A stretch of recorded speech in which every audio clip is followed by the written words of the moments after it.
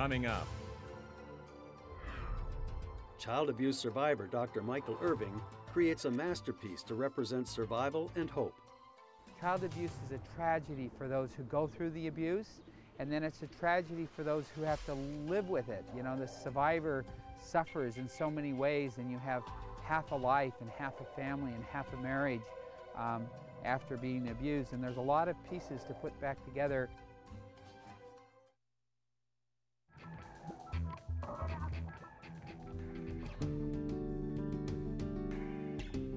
Early on in the show, we talked about 11-year-old Christopher Stevenson, who was abducted and murdered in June 1988. His story lives on, and one man is making sure children like Christopher are remembered. I was tragically abused as a child from infancy through adolescence. I finally got out of the abuse by my stepfather was beating up my mother in a drunken brawl, and I stepped in between the two of them, and I was a teenager, so I beat him up. And before he could get up off the ground or come to, my mother threw me out of the house for disrespect.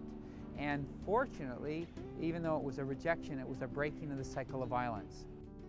Dr. Michael Irving is a child abuse survivor and the creator of this artistic masterpiece. This monument is a voice for all children who have been abused. It was in front of the Vietnam War Memorial in 1990 that I decided that I would build a memorial to survivors of child abuse, a memorial that would have the kind of impact on society that the Vietnam Wall did to change an issue that was very much like child abuse, an issue with distancing, denial, and social unrest. The memorial is two 10-foot by 30-foot sculptures. One sculpture sits in the middle of Dr. Irving's driveway at his home in Toronto. Every square has a handprint. Every handprint has a story. And every story belongs to a child abuse victim. Megan, age 11, wrote for Nicole, her friend, "The bravest people in the world is not Superman or Spider-Man. It's the people that are abused and live to help others like them." This is the hand of Martin Cruz, the first of 35 men to come forward with their experience of sexual abuse at Toronto's Maple Leaf Gardens. I just sat there in shock, and all our family members just couldn't believe it. The story was, whoa. I kept coming back because I wanted that Marley trial. I kept coming back because I could walk into the Leaf dressing room, and I was sitting on the bridge, and I almost jumped. It hurts so much inside to think that somebody did something so awful to him. A little boy who they took advantage of. I was a pedophile's dream. Gordon Stuckless, an employee at the Gardens, was one of 3 men accused of abusing Martin Cruz and 34 other boys at the Gardens. In October 1997, Stuckless pled guilty to sexually abusing 24 boys. His prison sentence, 2 years less a day. Martin Cruz was distraught over the court ruling, and 3 days later, he committed suicide. The family contacted me a couple of days after his suicide and said that Martin wanted to be part of the monument, and was there a way I could do that?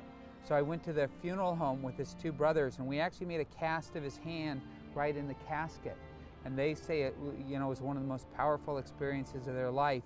And part of the tragedy of Martin, which is the same tragedy on some of the other squares, is that it was a secret. It was silent. No one knew about it.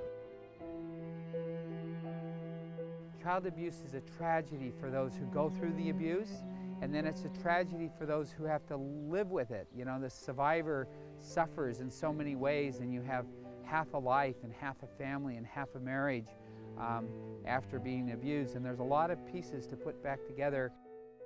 Child abuse paralyzed me. It paralyzed me with shame, it paralyzed me with guilt, it paralyzed me with fear. At 35 years old, I had about a 5th, 6th grade writing level. I did a lot of therapy, and I got a good relationship that nurtured me as an adult, and I recreated a positive family. It is possible to heal from child abuse, and it's possible to move on.